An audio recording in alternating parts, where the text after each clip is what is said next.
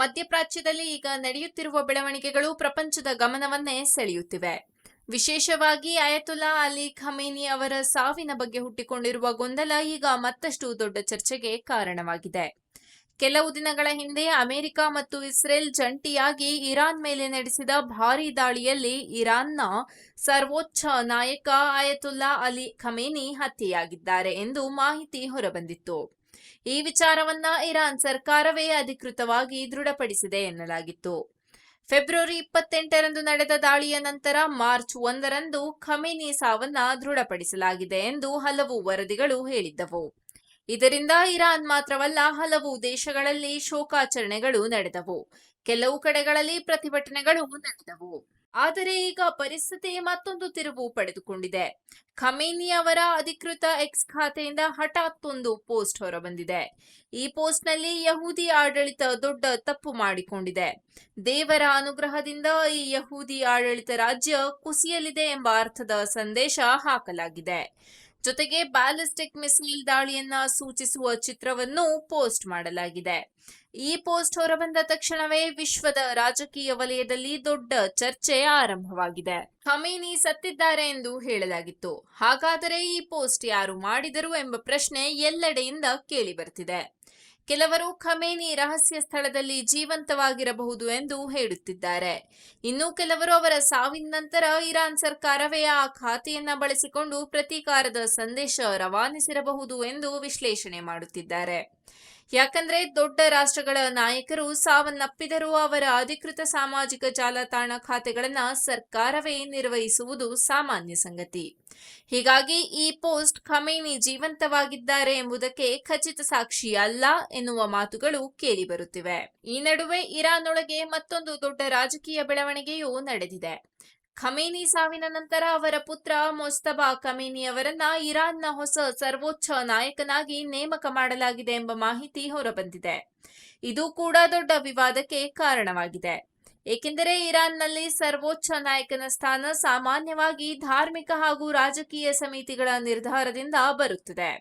ಆದರೆ ಖಮೇನಿ ಪುತ್ರನೇ ಆ ಸ್ಥಾನಕ್ಕೇರಿರುವುದು ವಂಶ ಪಾರಂಪರ್ಯ ಆಡಳಿತದ ಲಕ್ಷಣ ಎಂದು ಕೆಲವರು ಟೀಕಿಸುತ್ತಿದ್ದಾರೆ. ಇದರ ಮಧ್ಯೆ ಯುದ್ಧ ಪರಿಸ್ಥಿತಿ ದಿನೇ ದಿನೇ ಗಂಭೀರವಾಗುತ್ತಿದೆ. ಇಸ್ಲಾಮಿಕ್ ರೆವಲ್ಯೂಷನರಿ ಗಾರ್ಡ್ ಕಾರ್ಪ್ಸ್ ಈಗಾಗಲೇ ಹಲವು ಮಿಸೈಲ್ ದಾಳಿಗಳನ್ನು ನಡೆಸುತ್ತಿದೆ ಎಂದು ವರದಿಗಳು ಹೇಳುತ್ತಿವೆ. ಇರಾನ್ ಅಧ್ಯಕ್ಷ ಮಸೂದ್ ಪೆಜೆಶ್ಕಿಯನ್ ಗಲ್ಫ್ ದೇಶಗಳ ಮೇಲೆ ದಾಳಿ ಮಾಡುವುದಿಲ್ಲ ಎಂದು ಹೇಳಿದರೂ ಇಸ್ಲಾಮಿಕ್ ರೆವಲ್ಯೂಷನರಿ ಗಾರ್ಡ್ ಕಾರ್ಪ್ಸ್ ಅದನ್ನ ಹೆಚ್ಚು ಪರಿಗಣಿಸದೆ ದಾಳಿಗಳನ್ನು ಮುಂದುವರಿಸುತ್ತಿದೆ ಎಂಬ ವರದಿಗಳು ಹೊರಬಿದ್ದಿವೆ. ಇದರಿಂದ ಇರಾನ್ ಒಳಗೆ ಅಧಿಕಾರದ ಗೊಂದಲ ಉಂಟಾಗಿದೆಯೇ ಎಂಬ ಪ್ರಶ್ನೆಯೂ ಸಹ ಮೂಡಿದೆ. ಇನ್ನೊಂದು ಕಡೆ ಅಮೆರಿಕದ ಅಧ್ಯಕ್ಷ ಡೊನಾಲ್ಡ್ ಟ್ರಂಪ್ ಕೂಡ ಕಠಿಣ ಎಚ್ಚರಿಕೆ ನೀಡಿದ್ದಾರೆ ಎನ್ನಲಾಗಿದೆ. ಇರಾನ್ ಷರತ್ತುಗಳಿಲ್ಲದೆ ಶರಣಾಗತಿ ಒಪ್ಪಿದರೆ ಮಾತ್ರ ಯುದ್ಧ ನಿಲ್ಲಬಹುದು, ಇಲ್ಲವಾದರೆ ಸಂಪೂರ್ಣವಾಗಿ ಮುಗಿಸಿಬಿಡುತ್ತೇವೆ ಎಂದು ಅವರು ಎಚ್ಚರಿಕೆ ನೀಡಿದರೆಂಬ ಸುದ್ದಿ ಹರಿದಾಡುತ್ತಿದೆ. ಆದರೆ ಯುದ್ಧದ ನೆಲಮಟ್ಟದ ಪರಿಸ್ಥಿತಿ ನೋಡಿದರೆ ಕಥೆ ಅಷ್ಟು ಸುಲಭವಿಲ್ಲ ಅನ್ನೋದು ಗೋಚರಿಸುತ್ತಿದೆ. ಇಸ್ರೇಲ್ ಮತ್ತು ಅಮೆರಿಕ ಕೆಲವೇ ಗಂಟೆಗಳಲ್ಲಿ ಇರಾನ್ ಸೇನೆಗೆ ದೊಡ್ಡ ಹೊಡೆತ ಕೊಡಬಹುದು ಎಂದು ಆರಂಭದಲ್ಲಿ ಭಾವಿಸಲಾಗಿತ್ತು. ಆದರೆ ಈಗ 6 ದಿನ ಕಳೆದರೂ ಸಂಪೂರ್ಣ ಮೇಲುಗೈ ಸಾಧಿಸಲು ಸಾಧ್ಯವಾಗಿಲ್ಲ ಎನ್ನಲಾಗ್ತಿದೆ. ಇರಾನ್ ಕೂಡ ತನ್ನ ಬ್ಯಾಲಿಸ್ಟಿಕ್ ಮಿಸೈಲ್ಗಳನ್ನ ಬಳಸಿ ಪ್ರತಿದಾಳಿ ನಡೆಸುತ್ತಿದೆ. ಇದರಿಂದ ಯುದ್ಧ ಸದ್ಯಕ್ಕೆ ನಿಲ್ಲುವ ಲಕ್ಷಣಗಳು ಕಾಣುತ್ತಿಲ್ಲ. ಈ ಯುದ್ಧ ಮುಂದೇನು ಆಗಬಹುದು ಅನ್ನೋದು ಈಗ ಜಗತ್ತಿನ ದೊಡ್ಡ ಪ್ರಶ್ನೆಯಾಗಿದೆ. ಒಂದು ಸಾಧ್ಯತೆ ಏನೆಂದರೆ ಈ ಯುದ್ಧ ಕೇವಲ ಇರಾನ್ ಮತ್ತು ಇಸ್ರೇಲ್ ನಡುವಿನ ಸಂಘರ್ಷವಾಗಿಯೇ ಉಳಿಯಬಹುದು. ಆದರೆ ಮತ್ತೊಂದು ದೊಡ್ಡ ಭೀತಿ ಏನೆಂದರೆ ಇದು ಸಂಪೂರ್ಣ ಮಧ್ಯಪ್ರಾಚ್ಯ ಯುದ್ಧವಾಗಿ ಬದಲಾಗುವ ಸಾಧ್ಯತೆ ಇದೆ. ಇರಾನ್ಗೆ ಬೆಂಬಲವಾಗಿ ಕೆಲವು ಪ್ರಾದೇಶಿಕ ಗುಂಪುಗಳು ಹಾಗೂ ದೇಶಗಳು ಮುಂದೆ ಬಂದರೆ ಪರಿಸ್ಥಿತಿ ಇನ್ನಷ್ಟು ಗಂಭೀರವಾಗಬಹುದು.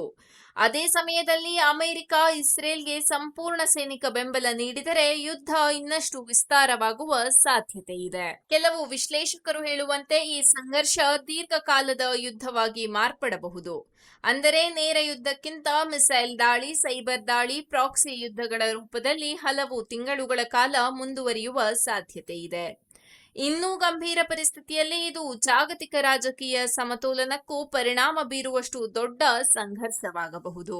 ಒಟ್ಟಿನಲ್ಲಿ ನೋಡಿದರೆ ಖಮೇನಿ ಸಾವಿನ ಬಗ್ಗೆ ಹುಟ್ಟಿಕೊಂಡಿರುವ ಅನುಮಾನ, ಅವರ ಖಾತೆಯಿಂದ ಬಂದ ಪ್ರತೀಕಾರದ ಪೋಸ್ಟ್, ಹೊಸ ನಾಯಕನ ನೇಮಕ ಹಾಗೂ ಮುಂದುವರಿಯುತ್ತಿರುವ ಮಿಸೈಲ್ ದಾಳಿಗಳು ಎಲ್ಲವೂ ಸೇರಿ ಮಧ್ಯಪ್ರಾಚ್ಯವನ್ನ ಮತ್ತಷ್ಟು ಅಸ್ಥಿರ ಸ್ಥಿತಿಗೆ ತಳ್ಳಿವೆ. ಮುಂದಿನ ಕೆಲವು ದಿನಗಳು ಈ ಯುದ್ಧ ಯಾವ ದಿಕ್ಕಿಗೆ ತಿರುಗುತ್ತದೆ ಅನ್ನೋದನ್ನ ನಿರ್ಧರಿಸುವಲ್ಲಿ ಅತ್ಯಂತ ಮಹತ್ವದ್ದಾಗಿರಲಿವೆ. ಈಗ ಜಗತ್ತಿನ ಗಮನ ಸಂಪೂರ್ಣವಾಗಿ ಮಧ್ಯಪ್ರಾಚ್ಯದತ್ತ ನೆಟ್ಟಿದೆ.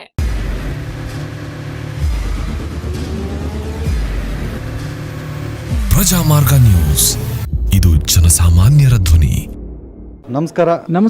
ನೀವು ನೋಡ್ತಾ ಇದ್ದೀರಾ ಪ್ರಜಾಮಾರ್ಗ ನ್ಯೂಸ್. ರಾಷ್ಟ್ರದ ರಾಜ್ಯದ ರಾಜಕೀಯದ ಬಗ್ಗೆ ಹೆಚ್ಚಿನ ಸಿನಿಮಾ ಅಪ್ಡೇಟ್ಗಳಿಗಾಗಿ ಫಸ್ಟ್ ಲೈಕ್ ಮಾಡಿ, ಸಬ್ಸ್ಕ್ರೈಬ್ ಆಗಿ, ಹಾಗೆ ಫಾಲೋ ಕೂಡ ಮಾಡಬೇಕು.